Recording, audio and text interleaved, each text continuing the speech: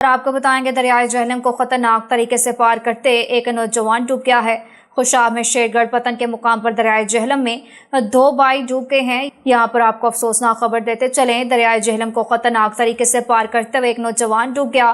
خوشاب میں شیر گڑھ پتن کے مقام پر دریائے جہلم میں 2 بھائی ڈوب گئے، جن میں سے ایک بھائی کو مقامی ملاحوں نے اپنی مدد آپ کے تحت زندہ بچا لیا، جبکہ دوسرا ڈوب گیا ہے۔ مزید بات کریں گے ساجد شاکر سے۔ ساجد، اپڈیٹ کیجیے گا۔ جی بالکل، دوسرے بھائی کی لاش کو ریسکیو اور مقامی ملاحوں نے وقوع سے 400 میٹر دور سے تلاش کر کے ورثاء کے حوالے کر دیا۔ ہوا کچھ یوں کہ دونوں بھائی ہوا والی ٹیوب کے ذریعے دریائے عبور کر رہے تھے کہ دونوں بھائی گہرے پانی میں پھنس گئے، جبکہ کچھ لوگوں کے مطابق دونوں بھائی کشتی میں سوار تھے کہ کشتی کا توازن بگڑنے سے دریا میں گر گئے۔ ذرائع کے مطابق ڈوبنے والے دونوں بھائی نوجوان اپنے والد کو کھانا دے کر واپس آ رہے تھے۔ یہ افسوسناک حادثہ پیش آیا۔ مرنے والے نوجوان کی شناخت 25 سالہ غلام عباس کے نام سے ہوئی۔